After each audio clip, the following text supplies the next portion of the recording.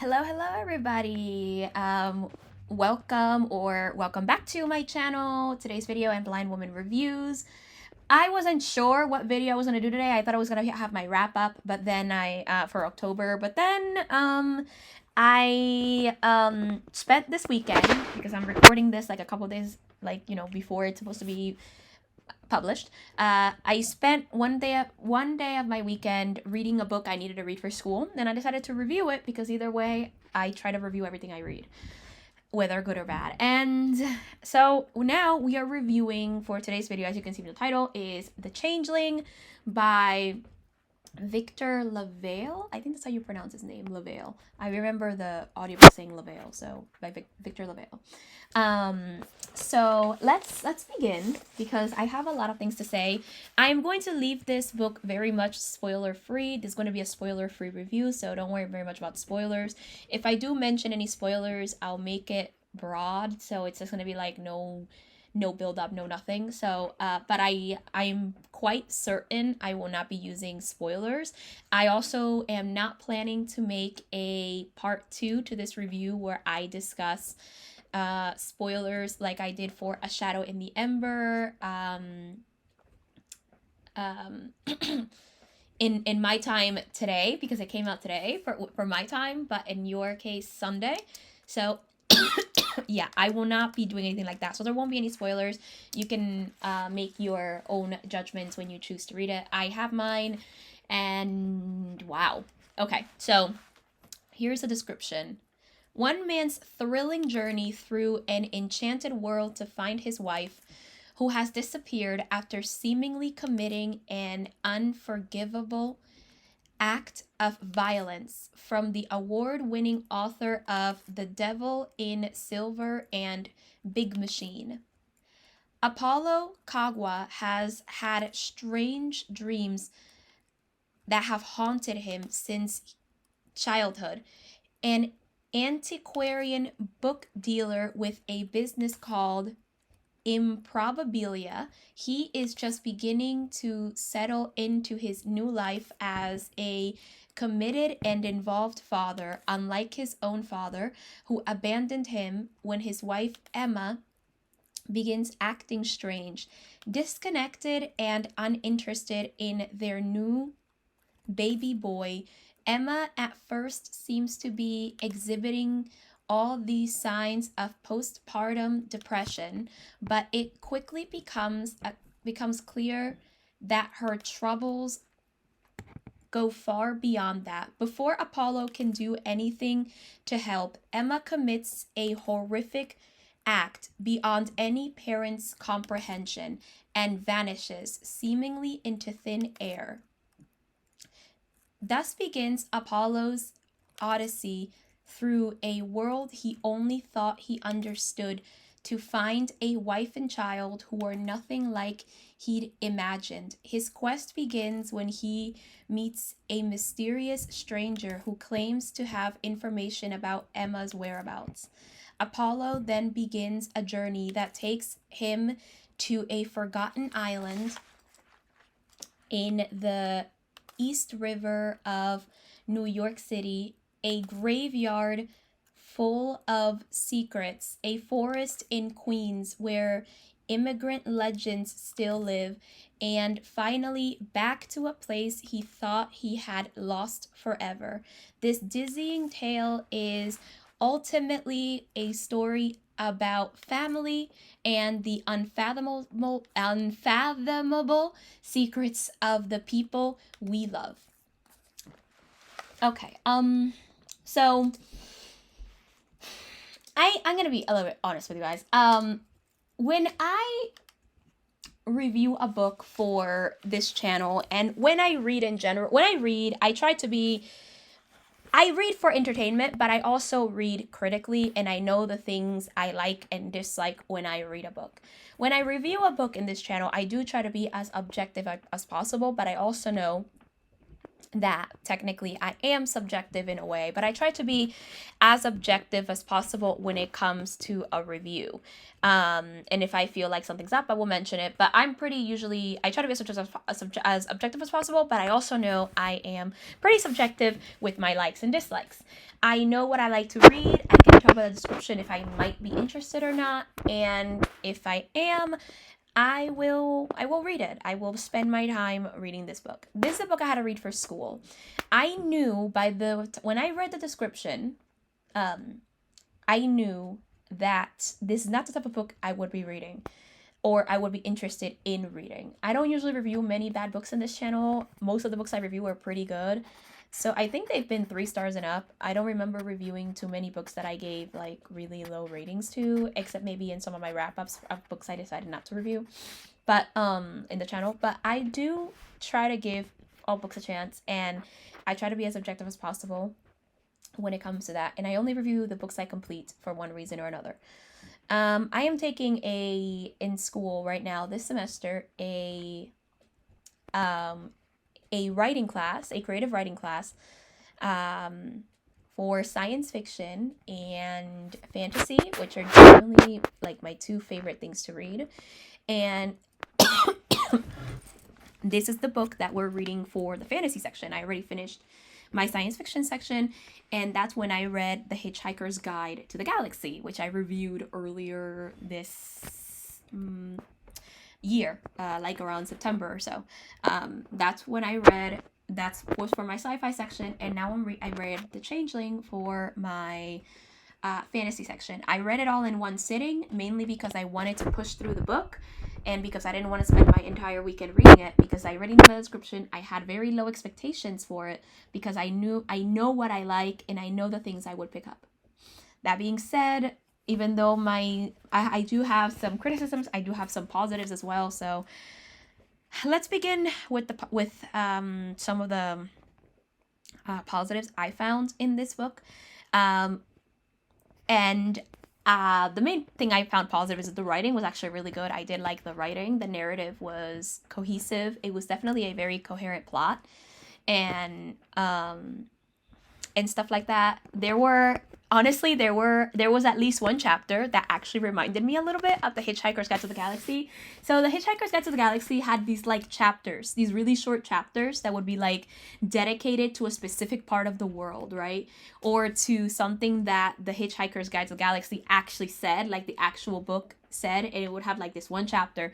It'd be like, this thing says ... and it would have that one chapter or this one section of the book that would just be dedicated to that. There was at least one chapter that did that in this book, and the one I can remember is when it was a fairy tale. It was mentioning the Rapunzel fairy tale, and it had like one chapter dedicated to reminding us what the Rapunzel fairy tale was about, and then it went to the next chapter and the rest of the plot. So that was actually kind of cool. The writing style is simplistic, so you can kind of it's like really easy to get through and really easy to understand, so that works. And the narrative, again, cohesive. It was a very coherent plot, and stuff like that. And also the second thing I found is I got through this through audio in this audiobook. I got into this I got through this within audiobook at 3 times speed, which is now my new reading speed. But my main reading speeds are usually between 2 and 3 now.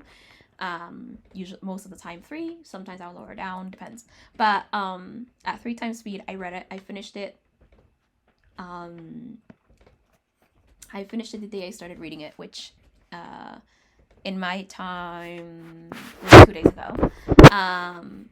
And stuff like that.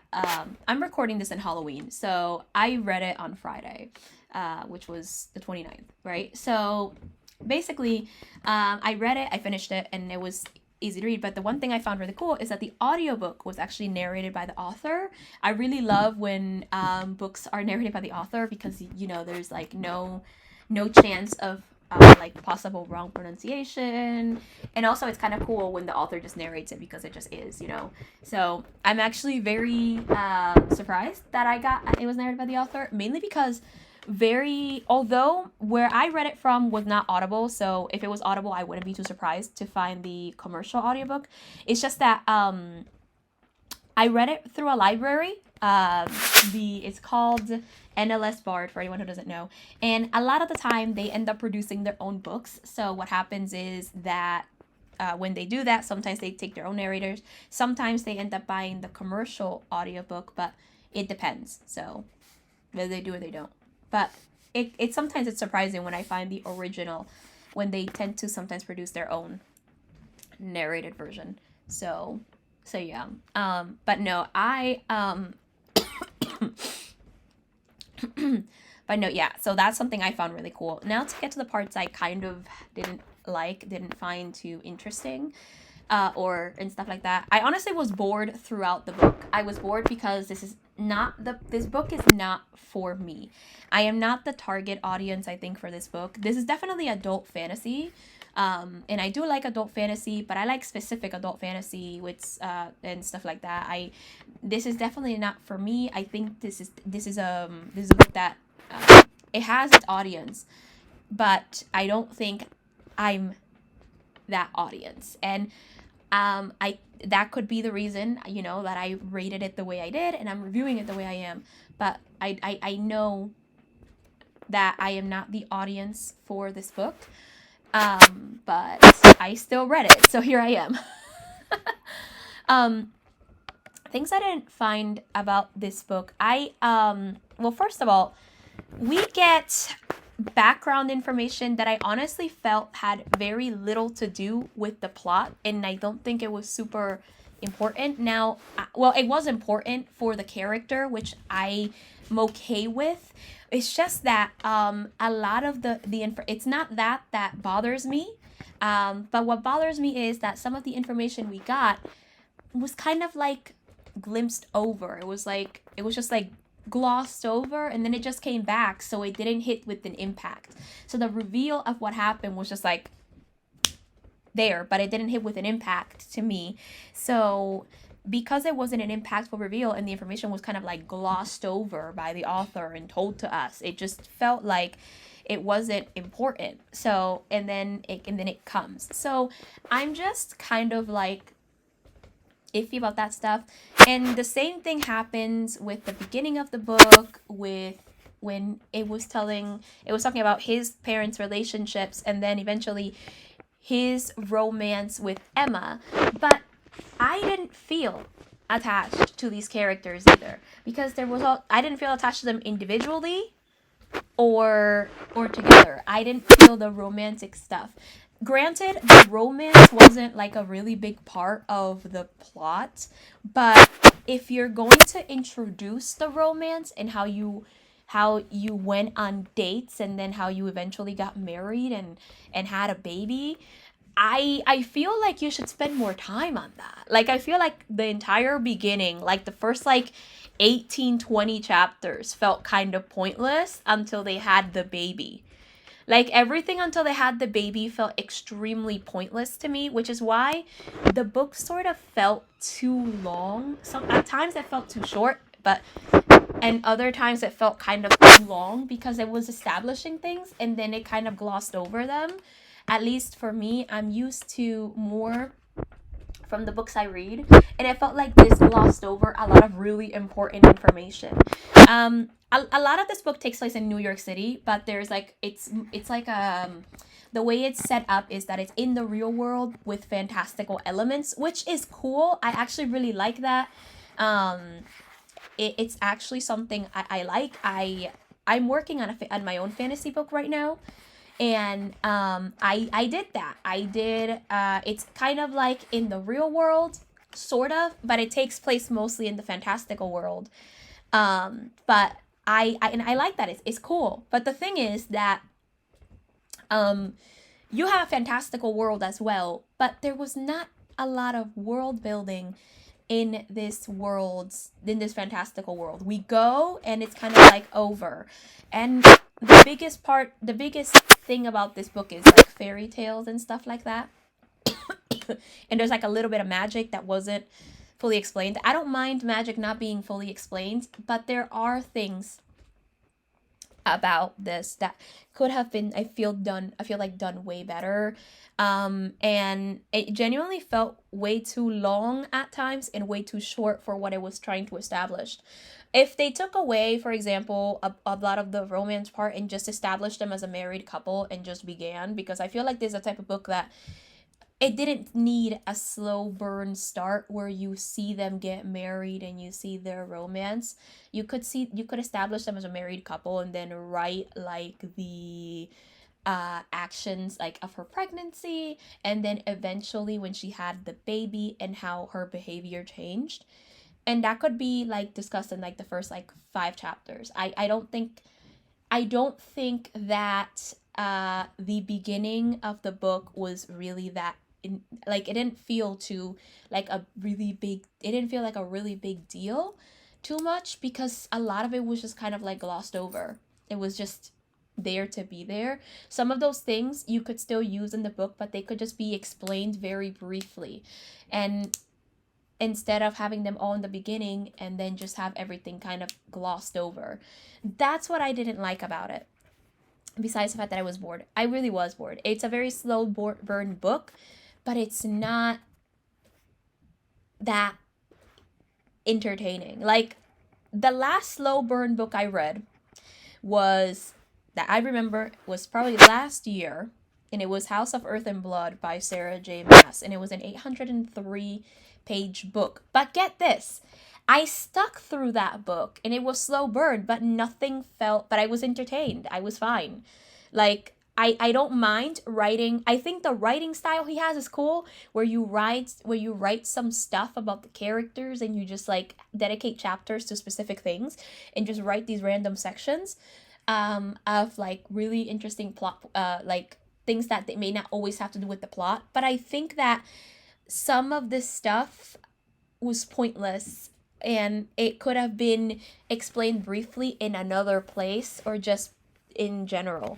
I find that the world building needed work, a lot more work, and the mystery element of this book was barely there. And the quest really didn't feel too much like a quest. I have no issue with quest fantasy. I actually really like quest fantasy. I would classify this as adult quest fantasy. But because I started with quest fantasy. In my reading journey to fantasy, I started reading fairy tales. And then I read a bunch of YA books that weren't necessarily fantasy. And then my first big thing into fantasy was An Ember in the Ashes. But I started reading Gail Carson Levine fairy tales. I started with Ella Enchanted and then moved on to a bunch of Gail Carson Levine stuff, I'm sorry. So I think it's cool. Quest fantasy's fun, but I don't think this did it the way that I would probably be into and that I would really be reading. However, I will say that I do think this is a very important book to read because it does have a deeper message about social media and what can happen when you post everything on your social media, and the simple fact that the internet isn't the internet. Once you post things on the internet, it's no longer private. It's no longer private. Even if your Instagram, your Facebook, or whatever is private, it's really no longer private. It's technically a public thing. Anybody can hack into your stuff and get your pictures and stuff like that. Especially when you post things of like children in your stuff, people can get that stuff. It's actually one of the reasons that I genuinely refuse to post pictures of my younger brother. My younger brother is 9 years old. I love him very much. He is adorable, and I know he loves me too. But if I take pictures with my brother, I will not post them on my social media at all because he's my younger brother. He's 9. He's still a kid. Also, it's not like I'm getting his consent, and he is still not of age to tell me, yeah, go ahead, you can post it. He'll probably be like, I mean, okay, but that doesn't mean that I would do it because he's still a young kid. And when you post pictures, like at any point in social media, and nothing is really private anymore. so it has a deeper message with that. And in general, I think it's a very important book to read, even if this book I didn't necessarily like and I wasn't into it, and I know for a fact I'm not its target audience because I wasn't into it. I do think it was an important book to read, and I'm glad I read it, even if I gave it such a bad review. I'm actually very glad I read it. I learned a couple of things I probably wouldn't want to do, but I also, enjoyed the message that he was trying to post. It was very interesting. That he was trying to write. It was actually very interesting. Overall, I gave this book 1 star. It the 1 star I kept was mainly because of its writing and narrative. But for me, it lost a star because I didn't get enough. I felt like there was a lack of character development. And I wasn't attached to the characters. I wasn't attached to the subject as much, like the plot. And I felt that world building was definitely necessary. More world building needed to be there. So I gave it 1 star, but I'm also very happy I did read it. I'm glad I read it. No matter if books are bad, I think it's still important to read them. There's something you can learn about from them. So, yeah. Anyway, guys, if you have read The Changeling, let me know your thoughts. I know that, it's not, this is kind of it's unusual for me to do such a bad review in this channel, but here I am. I will be honest though, I did read a book with a married couple actually in 2020, a book that I started years ago and never finished, and then I decided to just read it. I actually read it. It had a married couple in the center, not to mention children and a couple of other things, which I enjoyed a little bit more because it had something I was really into at the time. I was really into. And I will make some recommendations, actually, I think. Actually, no, I have one recommendation, so it'll be a really short video. I might have to think about my recommendations, though, that I might want to, read. Actually, no, I think I have a couple. I have like at least 3. So I'm actually going to do some recommendations for you guys. I can't think of many fantasy stuff. I'll think about it. I'll look through it. My recommendations may not be up right away because I actually do want to look up some stuff I definitely want to recommend before I recommend. So yeah, my recommendations video may not be up tomorrow, but if it is, great. If not, I'll yeah. It may not be up tomorrow. I don't know what's gonna be up tomorrow. I have to think about what I want to record. I'm in a recording session, so I actually might try to record a couple of videos if I can, or if I can think of any. But for now, this is my review for The Changeling. Let me know your thoughts. I feel I hate actually giving this book a bad review because it had such a cool it had a really interesting subject. It just wasn't for me, and here I am. So anyway, I'll see you tomorrow for another video. I don't know what it will be, but check my description. I always tell you what the video is there. So subscribe if you're interested in more content, or hit the bell so that you're notified. But whatever the case, my videos should be up tomorrow at 11 a.m. Eastern Standard Time, 10 a.m. Central, and 8 a.m. Pacific. And with that, until then, consume stories, everyone.